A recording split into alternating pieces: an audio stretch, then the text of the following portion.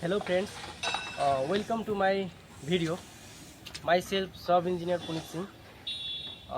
आज म तपाईहरुको माझ स्टेयर केसमा लगाइने मेसको बारेमा केही महत्त्वपूर्ण जानकारी गराउने छु। भिडियोलाई अन्तिमसम्म हेर्दिनु होला। यहाँ चाहिँ हाम्रो स्टेयर केसको मेसको काम चाहिँ भइसकेको अवस्था छ। यसमा चाहिँ हामीले मेन बार 12 mm को र सेकेन्डरी बार 8 mm को प्रयोग गरेको छु र यसमा चाहिँ तपाईहरु हेर्न सक्नुहुन्छ एउटा बार चाहिँ 12 mm को सरदरै तलदेखि माथिसम्म कहीं कट नगरेर प्रयोग गरिएको छ र अर्को चाहिँ हाम्रो यो डबल मेस र यसलाई चाहिँ हामीले सिजर मेस पनि भन्न सकिन्छ। कैंची मेस, यसलाई नेपालीमा कैंची जस्तै बाँधेकोले यसलाई चाहिँ हामीले सिजर मेस पनि भन्न सकिन्छ। र यहाँ तपाईहरु हेर्न सक्नुहुन्छ हामी अब माथि गइरा छौं। यहाँ माथि कसरी हामीले मेस बनाछौं सबै तपाईहरुलाई यो भिडियोमा हेराउने छु।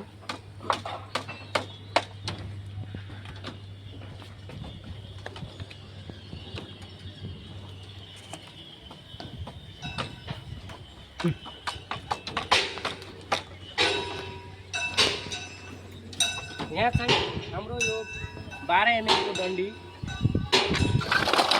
यो चाहिँ हाम्रो सरदरै तलदेखि माथिसम्म आएर त्यहाँ चाहिँ बीममा अट्याच गरिएको छ र यो डन्डी चाहिँ यहाँबाट बेन्ड भएर यो वेस्ट स्ल्याबको हाम्रो तल्लो पोर्सनमा गएर त्यहाँ चाहिँ हाम्रो बीममा अट्याच गरिएको छ र अर्को चाहिँ हाम्रो 12 mm कै रहेको छ र त्यो चाहिँ हाम्रो यो चाहिँ तल्लो मेस तल्लोबाट यहाँ वेस्ट स्ल्याबको यो ल्यान्डिङ लेभलमा तल्लो र यहाँ वेस्ट स्ल्याबको टपमा यहाँदेखि चाहिँ हाम्रो L/3 यहाँदेखि र त्यहाँको बिचकोमा L/3 पोर्सनमा हामीले यो चाहिँ प्रयोग गरिएको छ। त्यहाँ तल पनि छ माथि पनि छ र अर्को चाहिँ हामीले जम्मा 3 वटा डन्डी प्रयोग गरेको छौं मेन बार यहाँ यो कन्डिसनमा। हामीले अर्को चाहिँ डेभलपमेन्ट लेन्थ यहाँ चाहिँ हामीले 57D यो के भन्छ यो ल्यान्डिङ लेभलको जुन स्ल्याबको टर्निङ पोइन्ट छ त्यहाँबाट हामी 57D माथि र 57D तल गरेर यो डबल मेसलाई अट्याच गर्ने काम यो डन्डीले गरेको छ र यहाँ चाहिँ हामीले 8 mm को डन्डी प्रत्येक मेसमा 200 mm को सेन्टर टु सेन्टर डिस्टेन्स गरेर हामीले गरेको छौं र हाम्रो यो वेस्ट स्ल्याब चाहिँ 6 इन्चीको हुनेछ। यसको 6 इन्ची ढलान हुनेछ र यसमा चाहिँ हाम्रो क्लियर कभर चाहिँ 15 देखि 20 mm यसको यो स्ल्याबको रहनेछ र यसमा चाहिँ अब हाम्रो यो स्टिल वर्कको काम चाहिँ सबै सम्पन्न भइसकेको छ। अब चाहिँ यसमा अब यसमा चाहिँ अब स्टेपको लागि फर्मवर्कको काम हुँदैछ।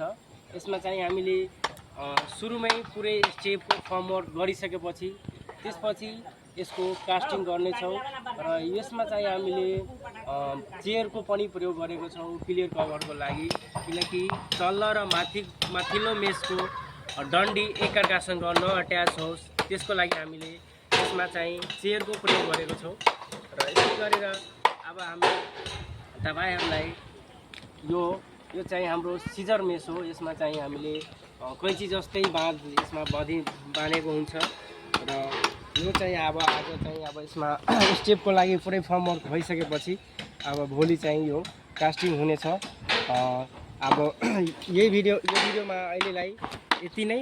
अब अरु चाहिँ फेरि महत्त्वपूर्ण जानकारी लिएर आउने छु। हस्त धन्यवाद।